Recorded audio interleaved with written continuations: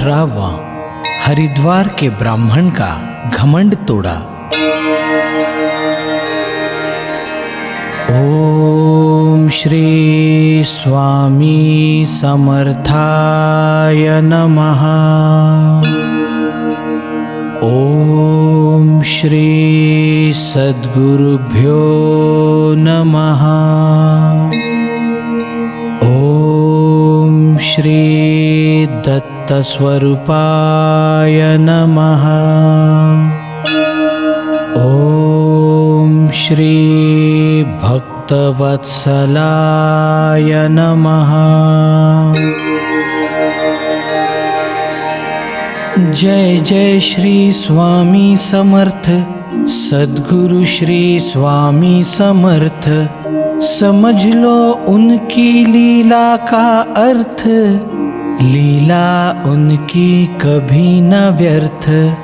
स्वामी समर्थ अंतर्ज्ञानी थे, स्वामी समर्थ त्रिकाल ज्ञानी थे। सभी का लेखा जोखा जानते थे, देखते ही सारा बताते थे। जहाँ भी वे जाते लीला दिखाते, बुरे घमंडियों को सुधार देते। उसे ही अपना भक्त बनाते, लीला उनको अजीब दिखाते। स्वामी हरिद्वार को गए थे, लोग उन्हें मिलने आते थे, लेकिन उनको नहीं जानते थे। उनसे सवाल वो करते थे। स्वामी जानते उनके मन की स्थिति, उनके पूर्व जन्म की परिस्थिति, और उनकी अहंकारी वृत्ति, सबकी खबर उनको रहती। स्वामी ध्यान लगा कर बैठे थे, लेकिन सबकी खबर रखते थे। कौन किस हेतु आया जानते थे, लेकिन कोई ना ये समझते थे। एक ब्राह्मण हरिद्वार का था, बड़ा घमंडी और अहंकारी था। अपना ज्ञान सबको बताता था, खुद से बढ़कर जैसा कोई ना था।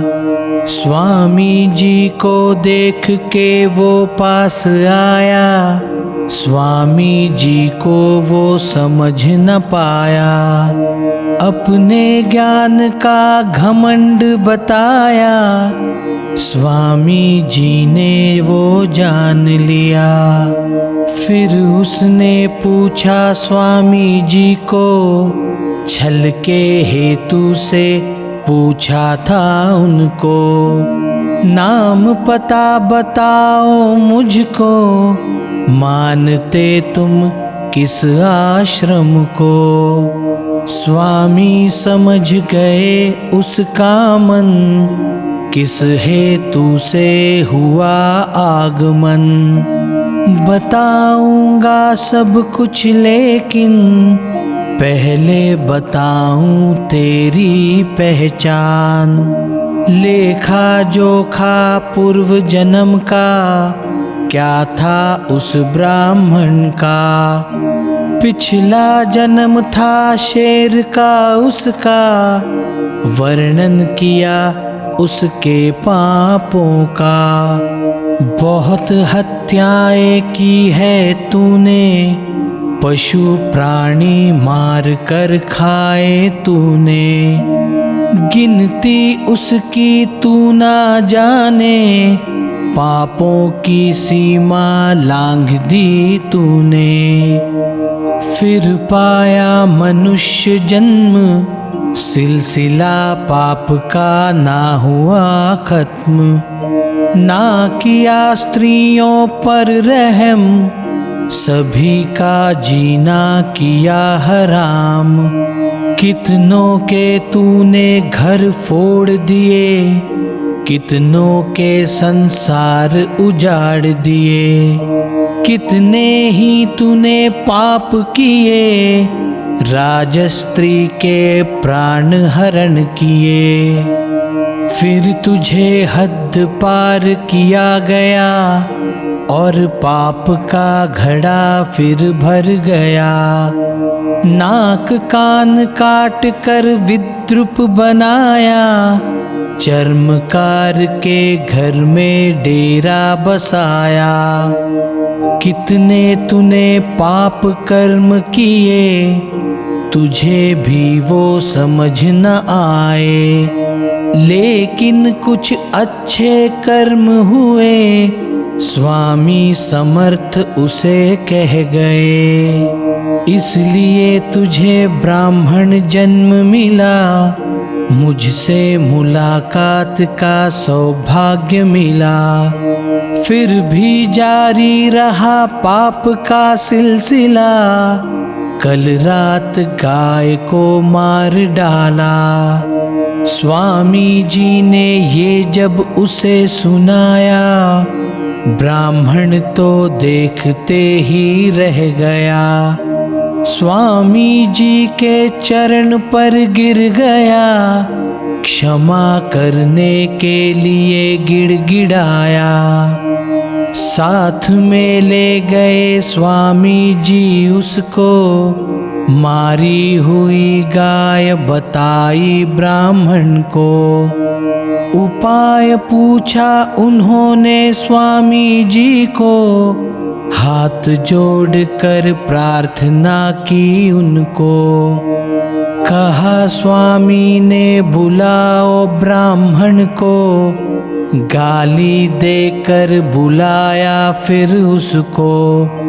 पैर पकड़कर क्षमा मांगी स्वामी को, रक्षण करो ये विनती आपको। स्वामी समर्थ बड़े दयालु थे, भक्तों के लिए लीलाएं करते थे। भक्तों की भावना वे जानते थे, करुणा सागर मेरे स्वामी थे।